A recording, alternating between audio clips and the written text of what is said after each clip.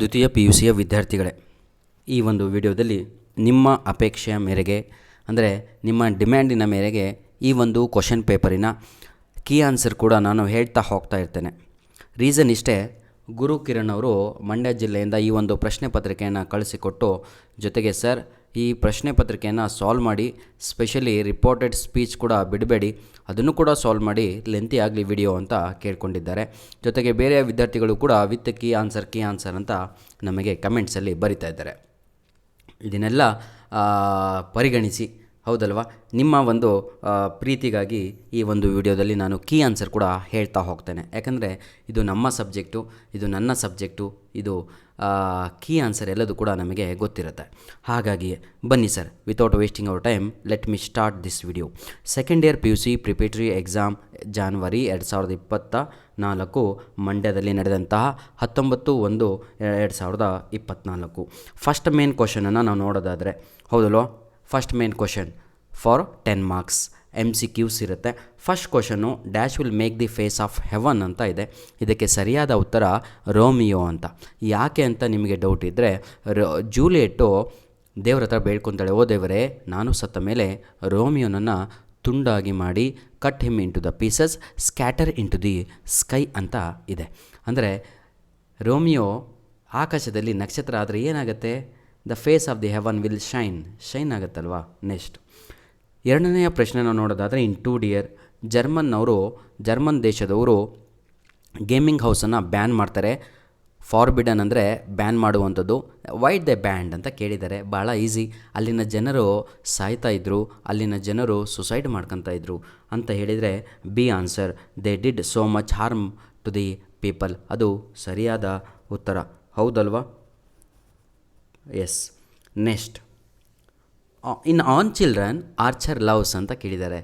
Archer refers to actually God. ಇಲ್ಲಿ ಆರ್ಚರನ್ನು ದೇವರಿಗೆ ಹೋಲಿಕೆ ಮಾಡಲಾಗಿದೆ. ಹಾಗಿದ್ದರೆ ದೇವರು ಯಾರನ್ನು ಪ್ರೀತಿ ಮಾಡ್ತಾರೆ ಅಂದರೆ ತಂದೆ ತಾಯಿಗಳನ್ನು, ಅಂದರೆ ಪೋಷಕರು ಹಾಗೂ ಮಕ್ಕಳನ್ನು, ಪೇರೆಂಟ್ಸ್ ಆ್ಯಂಡ್ ಚಿಲ್ಡ್ರನ್. ಇದೇ option, C option is the right answer.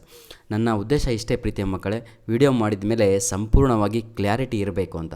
ಬರೀ ನಿಮ್ಗೆ ಆನ್ಸರ್ ಹೇಳ್ಕೊಂತ ಹೋದರೆ ಅದೆಷ್ಟು ಹೊತ್ತಲ್ವಾ. ಸಿ ಆನ್ಸರ್, 4ನೇದಕ್ಕೆ ಬಿ ಆನ್ಸರ್ ಅಂತ ಹೇಳ್ತಾ ಹೋದರೆ ದೆರ್ ಈಸ್ ನೋ ಯೂಸ್. ನೀವು ಅಂಡರ್ಸ್ಟ್ಯಾಂಡ್ ಮಾಡ್ಕೊಂಡ್ರೆ ಮುಂದಿನ ಪರೀಕ್ಷೆಗೂ ಹೆಲ್ಪ್ ಆಗುತ್ತೆ. ಇದೇ ಪ್ರಶ್ನೆ ಬರುತ್ತೆ ಅಂತ ಇಲ್ಲ, ಅಲ್ಲಿ ಅರ್ಥ ಆದರೆ ಬನ್ನಿ.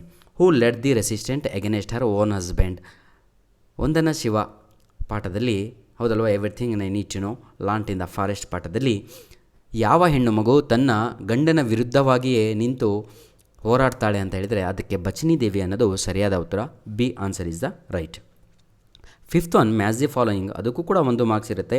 ಡಾನ್ ಗಾನ್ಜಲೋ ತನ್ನ ಸುಳ್ಳು ಕಥೆಯನ್ನು ಹೇಳುವ ಸಮಯದಲ್ಲಿ ಕಝಿನ್ ಅಂತ ಯೂಸ್ ಮಾಡ್ತಾನೆ. ಹಾಗಿದ್ದರೆ ಫಸ್ಟ್ ಆನ್ಸರಿಗೆ B is the right answer. Next one, Dona Laura ಅವಳಿಗೆ ಲೊಕ್ಯಾಲಿಟಿನಲ್ಲಿ, ಬೀದಿನಲ್ಲಿ ಸಿಲ್ವರ್ ಮೇಡನ್ ಅಂತ ಎಲ್ಲರೂ ಕೂಡ ಕರೀತಾ ಇರ್ತಾಳೆ. ಅಂದರೆ ಸುಂದರವಾದ ಪಿಜನ್ಸನ್ನು ಇಲ್ಲಿ ಏನನ್ನು ತಗೊಂಡೋಗ್ತಾರೆ ಪಿಜನ್ಸಿಗೆ ತಿನ್ನಿಸಲಿಕ್ಕೆ ಪಾರ್ಕಲ್ಲಿ ಅಂದರೆ ಬ್ರೆಡ್ ಕ್ರಮ್ಸ್ ಅನ್ನೋದು ಸರಿಯಾದ ಉತ್ತರ. ಬ್ರೆಡ್ ಕ್ರಮ್ಸ್ ಅಂದರೆ ಬ್ರೆಡ್ಡಿನ ತುಂಡುಗಳು ಅಂತ. ಹಾಗಿದ್ದರೆ ಬಿ ಆನ್ಸರು ಇಲ್ಲಿ ಸರಿಯಾದ ಉತ್ತರ, ಬಿ ಆಪ್ಷನ್. ನೆಕ್ಸ್ಟ್ 6ನೆಯ ಪ್ರಶ್ನೆ, Thammanna had found the new method of means. ಅಂದರೆ ತಮ್ಮಣ್ಣ ಒಂದು ಹೊಸದಾದ ರೀತಿಯನ್ನು ಕೊಂಡ್ಕೊತಾನೆ ಬಸವಣ್ಣನಿಗೆ ಸೋಲಿಸಲಿಕ್ಕೆ. ಏನು ಅಂತ ಹೇಳಿದರೆ ಲಾವಣಿಗಳನ್ನು ಹಾಡಿಬಿಟ್ಟು ಅದನ್ನು ಹಾಡನ್ನು ಬರೆದುಬಿಟ್ಟು ಅಂತ. ಅದೇ ಇರೋದು ಕಾಂಪೋಸಿಂಗ್ ಬ್ಯಾಲೆಟ್ಸ್ ಆ್ಯಂಡ್ ಸಿಂಗಿಂಗ್ ದೆಮ್ ಅಂತ. ನೆಕ್ಸ್ಟ್ 7ನೆಯ ಪ್ರಶ್ನೆ, ತಾವುಗಳು ದಯವಿಟ್ಟು 7ನೇ ಪ್ರಶ್ನೆ ನೀವೇ ಓದ್ಕೊಂಡು ನೀವೇ ಅದಕ್ಕೆ ಉತ್ತರವನ್ನು ನನಗೆ ಕಳಿಸಿಕೊಡಬೇಕು. ವಿಡಿಯೋ ಸಂಪೂರ್ಣವಾಗಿ ನೋಡ್ತಾ ಇದ್ದೀರಾ ಅಂತ ಸ್ವಲ್ಪ ಗೊತ್ತಾಗತ್ತೆ, ಖುಷಿ ಆಗುತ್ತೆ ಅಷ್ಟೇ. 8ನೆಯ ಪ್ರಶ್ನೆ, George Mike says Japanese are mania ಅಂತ ಹೇಳಿದರೆ ಪ್ರೀತಿಯ ಮಕ್ಕಳೇ ಕ್ರೇಜ್ ಅಂತ. ಅಲ್ಲಿನ ಹುಚ್ಚು ಏನು ಅಂತ ಹೇಳಿದರೆ ಬೋವಿಂಗ್ ಸಿಸ್ಟಮ್ ಅಂತ. ಇದೆಯಾ? ಇದೆ. ಹಾಗಿದ್ದರೆ ಸಿ ಅನ್ನೋದು ಸರಿಯಾದ ಉತ್ತರ. 9ನೆಯ ಪ್ರಶ್ನೆ ನಾವು ನೋಡೋದಾದರೆ, rearrange the following in sequence ಅಂತ ಇದೆ. ಹಾಗಿದ್ದರೆ ಏನಿದು? ಎಸ್ ನೋಡಿ, ಮೊದಲು ರೂಫಿನ ಮನೆಗೆ ಪಾಪ್ ಕ್ಯಾಂಪೇನರು ಬರ್ತಾರೆ. ಬರೋದು ಎಲ್ಲಿದೆ? ಪಾಪ್ ಟೀಮ್ ಲೀಡರ್ ಮೆಟ್ ರೂಫ್ ಬಂದರು. ನಂತರದಲ್ಲಿ ಅವರು ಓಟ್ ಹಾಕಪ್ಪ ಮಡುಕಗೆ ಅಂತ ಹೇಳಿದರು. ನಂತರದಲ್ಲಿ ದುಡ್ಡನ್ನು ಕೊಡ್ತಾರೆ. ಎಲ್ಲಿದೆ? ಆಫರ್ 5 ಪೌಂಡ್ಸ್ ಇದೆ. ನಂತರದಲ್ಲಿ ಪ್ರಾಮಿಸನ್ನು ಮಾಡಿಸ್ಕೊಂಡು ಹೋಗ್ತಾರೆ. ಹಾಗಿದ್ದರೆ ಇಲ್ಲಿ ಬಿ ಅನ್ನೋದು ಸರಿಯಾದ ಉತ್ತರ. ಬನ್ನಿ ಪ್ರೀತಿಯ ಮಕ್ಕಳೇ, 10ನೆಯ ಪ್ರಶ್ನೆಗೆ ಹೋಗೋಣ. ದಿ ಇನ್ಹ್ಯಾಬಿಟೆಂಟ್ಸ್ ಆಫ್ ಪುಡುಕೊಟ್ಟೈ ಅಂತ ಹೇಳಿದರೆ ಅಲ್ಲಿನ ಜನರು ಒಂದು ಇಂಟರ್ನ್ಯಾಷನಲ್ ಡೇನ ಸೆಲೆಬ್ರೇಟ್ ಮಾಡ್ತಾರೆ. ಯಾವುದು ಅಂತ ಹೇಳಿದರೆ ವಿಮೆನ್ಸ್ ಅಂತ. ಇದೆಯಾ? ಸಿ ಅನ್ನೋದು ಸರಿಯಾದ ಉತ್ತರ. ಪ್ರೀತಿಯ ಮಕ್ಕಳೇ, ಆಪ್ಷನನ್ನು ಆಮೇಲೆ ನೋಡಬೇಕು. ಕ್ವಶನ್ ಓದಿ ನೀವು ಪಾಠ ಓದಿದರೆ ಆನ್ಸರ್ ಪಟ್ ಅಂತ ಬರುತ್ತೆ. 11ನೆಯದು ಅದು grammar part, very easy. Was dismissed ಅನ್ನೋದು ಸರಿಯಾದ ಉತ್ತರ. 2ನೆಯದು ವಾಸ್ ಟೋಲ್ಡ್ ಅನ್ನೋದು ಸರಿಯಾದ ಉತ್ತರ. ಹಾಗಿದ್ರೆ ಯಾಕೆ ಸರ್ ವಾಸ್ ಡಿಸ್ಮಿಸ್ಡೇ ಸರಿಯಾದ ಉತ್ತರ ಅಂದರೆ ದಿ ಗಾರ್ಡ್ ಅನ್ನೋದು ಸಿಂಗ್ಯುಲರ್, ಹಾಗಾಗಿ ಅದನ್ನು ಇದರಲ್ಲಿ ಏನಂತೀರ ನೀವು, ಭೂತಕಾಲದಲ್ಲಿ, ಬಹುವಚನ ಅಲ್ಲ, ಭೂತಕಾಲದಲ್ಲಿ ಪಾಸ್ಟ್ ಟೆನ್ಸಲ್ಲಿ ಅದನ್ನು ತಾವುಗಳು ವಾಸ್ ಡಿಸ್ಮಿಸ್ಡ್ ಅಂತ ಬರೀಬೇಕು. ನಂತರದಲ್ಲಿ ವಾಸ್ ಟೋಲ್ಡ್ ಅಂತ ಬರೀಬೇಕು. ದಿ ಪ್ರಿಸನರ್ ಅನ್ನೋದು ಕೂಡ ಒಬ್ಬನೇ ಸಿಂಗ್ಯುಲರ್, ಹಾಗಾಗಿ ವಾಸನ್ನು ಯೂಸ್ ಮಾಡಬೇಕು. 12th ಆನ್ಸರನ್ನು ನಾವು ನೋಡೋದಾದರೆ ಫಿಲ್ ಇನ್ ದ ಬ್ಲ್ಯಾಂಕ್ಸ್. ಅದು ಕೂಡ ಭಾಳ ಈಸಿ ಪ್ರೀತಿಯ ಮಕ್ಕಳೇ. ಓಕೆ, 1ನೇ ಆನ್ಸರ್ ಏನಾಗ್ಬೋದು ಇಲ್ಲಿ? The old man met Har and behaved end ಅಂತ ಬರುತ್ತೆ ನೋಡಿ. ಓದ್ತಾ ಹೋದಂಗೆ ಗೊತ್ತಾಗುತ್ತೆ. 1ನೇ ಆನ್ಸರು ಎಂಡ್ ಆಗುತ್ತೆ. 2ನೇ answer although he know about her plight. Although ಅನ್ನೋದು 2ನೇ ಆನ್ಸರ್ ಆಗುತ್ತೆ. ಲಾಸ್ಟಿಗೆ ಅವನು ಪಕ್ಕದಲ್ಲಿ ಕೂತ್ಕೊಂಡಿರ್ತಾಳೆ, ಬಿಸೈಡ್ ಅಂದರೆ ಮುಗೀತು. ನೆಕ್ಸ್ಟು 13ನೇದು ಮ್ಯಾಚ್ ದ ಫಾಲೋಯಿಂಗು. ಇದು ಭಾಳ ಕಷ್ಟ ಅಂತ ಅನ್ನಿಸ್ತಾ ಇರುತ್ತೆ, ಯಾಕಂದರೆ 1ನೇದು ಕಷ್ಟನೇ ಕೊಟ್ಟಿರ್ತಾರೆ, 1, 2 ಕೆಳಗಿಂದ ಹೋದರೆ ನೀವು ಭಾಳ ಈಸಿ ಆಗುತ್ತೆ. ಬನ್ನಿ, ಬ್ರೆಜಿಲ್ ಅನ್ನೋದು ಪಾಪ್ಯುಲರ್ ಏನಕ್ಕೆ ಅಂದರೆ ಟ್ರಾಫಿಕ್ ಜಾಸ್ತಿ ಇರಲಿ. ಇದೆಯಾ? ಇದೆ. ಹಾಗಿದ್ರೆ ಈ ಆನ್ಸರಿಗೆ second one is the answer. N Kannammal ಅವರು ಸೆಂಟ್ರಲ್ ಕೋಆರ್ಡಿನೇಟರ್. ಇದೆಯಾ? ಇದೆ. ಅದಕ್ಕೆ 5ನೇ ಉತ್ತರ. ಗ್ಲ್ಯಾಡ್ ಗ್ರೇಸ್ ಅಂದರೆ ಬ್ಯೂಟಿ ಅಂತ. ಇದೆಯಾ? ಇದೆ. ಈಗ ಆಲ್ ಅಂತ ಹೇಳಿದರೆ ಎವ್ರಿ ಒನ್ ಅನ್ನೋದು ಎಲ್ಲಿದೆ? ಇದೆ. ಹಾಗಿದ್ರೆ ಬಿಗೆ 3ನೇ ಉತ್ತರ. ಈ ರೀತಿಯಾಗಿ ತಾವುಗಳು ಕಂಡುಕೊಂಡ್ರೆ ಎಕ್ಸಾಮಲ್ಲಿ ಹೆಲ್ಪ್ ಆಗುತ್ತೆ. ನೋಡಿ ಪ್ರೀತಿಯ ವಿದ್ಯಾರ್ಥಿಗಳೇ, ಫುಲ್ ಎಕ್ಸ್ಪ್ಲನೇಷನ್ ಕೊಡ್ತಾ ಇದ್ದೇನೆ. ರೀಸನ್ ಇಷ್ಟೇ, ಎಲ್ಲ ಪ್ರಶ್ನೆ ಪತ್ರಿಕೆಗಳಿಗೆ ನಾನು ಕೊಳ್ಳಿಲ್ಲ. ನಂತರದಲ್ಲಿ ಮಂಡೇ ಬೇರೆ ನಮ್ಮ ಎಕ್ಸಾಮ್ ಇದೆ ಇಲ್ಲಿ ಇಂಗ್ಲೀಷು, ಹಾಗಾಗಿ ನನಗೂ ಸಮಯವಿಲ್ಲ. 4 ರಿಂದ 6 ಅಂಕದ ಪ್ರಶ್ನೆಗಳು, 5 ಇಂಗ್ಲೀಷ್ ಪ್ರಶ್ನೆ ಪತ್ರಿಕೆಗಳನ್ನು ಬೇರೆ ಜಿಲ್ಲೆದು ಅಪ್ಲೋಡ್ ಮಾಡಿದ್ದೇನೆ. ಅದರಲ್ಲೇ ನಿಮಗೆ 4 ಅಂಕದ್ದು 6 ಅಂಕದ್ದು ಬರುವಂಥದ್ದು. 99% ಫಿಕ್ಸ್ ಇಟ್ಕೊಳ್ಳಿ. ವೇರ್ ದೇರ್ ಇಸ್ ಎ ವೀಲಿಂದಾನೇ ನಿಮಗೆ 6 ಅಂಕದ ಪ್ರಶ್ನೆ ಬರುವಂಥದ್ದು. ಸಾರಿ, ಏನಂತೀರಾ, where there is a wheel ಅಂತೀನಿ, ವಾಟರ್ ಅಂತ ಒಂದು ಪೋಯಮ್ ಇದೆ ನಿಮಗೆ, ಅದರಿಂದನೇ ಬರುವಂಥದ್ದು. ಯಾಕಂದರೆ ಇದು ಆ್ಯನ್ಯುವಲ್ ಎಕ್ಸಾಮ್ ಸರ್ ಇದನ್ನು ತಾವುಗಳು ಎಕ್ಸ್ಪ್ಲೇನ್ ಮಾಡಿ ಅಂತ ಮತ್ತೆ ಕೇಳಬೇಡಿ. ಇದು ಪ್ಯಾಸೇಜು ಮೇಲೆ ನೋಡಿ ಕೆಳಗಡೆ ಬರೆಯುವಂಥದ್ದು. ಓಕೆ, ಅಲೋಗೆ ನಾಟ್ ಅಲೋಡ್ ಅಂತ ಬರೀಬೇಕು, ಅದು ಪ್ರಿಫಿಕ್ಸ್ ಆಂಟೋನಿಮ್ ಆಗುತ್ತೆ.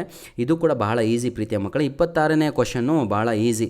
ಹೀ ಅಂದರೆ ಒಬ್ಬ ಮನುಷ್ಯನ ಹೆಸರು ಬರಬೇಕಿಲ್ಲಿ. ಹಾಗಿದ್ರೆ ಪ್ಯಾಸೇಜನ್ನು ಓದಿದಾಗ ಮಹಾರಾಣಾ ಪ್ರತಾಪ್ ಅನ್ನೋದು ಸರಿಯಾದ ಉತ್ತರ. ಹೀಗೆ ಹಿಸ್ ಅಂದರೂ ಮತ್ತೆ ಮನುಷ್ಯನ ಹೆಸರು ಬರುತ್ತೆ. ಇಲ್ಲಿರೋದೇ ಒಂದು ಕ್ಯಾರೆಕ್ಟ್ರು, ಅದು ಯಾರು ಅಂತ ಹೇಳಿದರೆ ಹ್ಯಾಡ್ ಬೀನ್ ಲೀಡಿಂಗ್. ಎಸ್, ನೋಡಿ ಯಾವುದು ಮಹಾರಾಣಾ ಪ್ರತಾಪ್ ಅಂತಲೇ ಮತ್ತೆ ಬರುತ್ತೆ. ನಂತರದಲ್ಲಿ ವಿಚ್ ಅಂದರೆ ಯಾರು ಅಂತ ಕೇಳಿದರೆ ವಿಚ್ ಅಂದರೆ ಮೇವಾರ್ ಅಂತ, ಮೇವಾರ್ ಕಿಂಗ್ಡಮ್ ಅಂತ, ಮೇವಾರ್ ಅನ್ನೋದು ಸರಿಯಾದ ಉತ್ತರ. ದೇರ್ ಅಂತ ಕೇಳಿದರೆ ದೇರ್ ಅಂತ ಹೇಳಿದರೆ ನೋಬಲ್ಸ್ ಆ್ಯಂಡ್ ಸಬ್ಜೆಕ್ಟ್ಸ್ ಅನ್ನೋದು ಸರಿಯಾದ ಉತ್ತರ ಆಗತ್ತೆ. ಬನ್ನಿ, ಇಲ್ಲಿ ಸಮಯವನ್ನು ಸ್ವಲ್ಪ ಜಾಸ್ತಿ ಕೊಡೋಣ, 27ಗೆ, ಯಾಕಂದರೆ ಮಕ್ಕಳು ಎಲ್ಲ ಭಾಳ ಇಲ್ಲೇ ತಪ್ಪನ್ನು ಬರೆಯುವಂಥದ್ದು. ಓಕೆ, ಡೈಲಾಗ್ ರೈಟಿಂಗಲ್ಲಿ ಸೀಕಿಂಗ್ ಪರ್ಮಿಷನ್ ಅಂತ ಇದೆ. ಇಲ್ಲಿ ಮೋಹನ್ ಅಂತ ನೀವೇ ಅನ್ಕೋಬೇಕು. ನೀವು ಬ್ಯಾಂಕಿಗೆ ಹೋಗಿದ್ದೀರಾ, ಮ್ಯಾನೇಜರಿಗೆ ಮೀಟ್ ಮಾಡಿದ್ದೀರಾ, ಎಕ್ಸ್ಕ್ಯೂಸ್ ಮೀ ಸರ್ ಅಂತ ಹೇಳಿಬಿಟ್ಟು ಪರ್ಮಿಷನನ್ನು ಕೇಳ್ತಾ ಇದ್ದೀರಾ. ಯಾಕಂದರೆ ಕೆಳಗಡೆ ಇದೆ, ಇಲ್ಲಿ ಸ್ವಲ್ಪ ನೋಡಿ ಎಸ್ ಅಂತ ಇದೆ, ಅಂದರೆ ಎಸ್ ಆರ್ ನೋ ಕ್ವಶನ್ನೇ ತಾವುಗಳು ಕೇಳಬೇಕು. Could you please help me sir ಅಂತ ಕೇಳಬೇಕು. Could you please help me ಅಂತ ಕೇಳಬೇಕು. ಅವಾಗ ಅವರು ಎಸ್ ಪ್ಲೀಸ್ ಬನ್ನಿ, what can I do for you ಅಂತ ಕೇಳ್ತಾರೆ. ಅವಾಗ ನೀವು sir I need education loan for my engineering course ಅಂತೀರಾ. ಅವಾಗ ಅವರು ಎಸ್ ಇಟ್ ಈಸ್ ಅವೈಲಬಲ್ ಅಂತ ಹೇಳಿ ಬ್ರ್ಯಾಕೆಟಲ್ಲಿ ಇದೆ ಅಲ್ವಾ, ಅದನ್ನೇ ಬರೀಬೇಕು. ಏನು ಬರೀತೀರಾ? But you need to bring these many documents ಅಂತ ಬರೀಬೇಕು.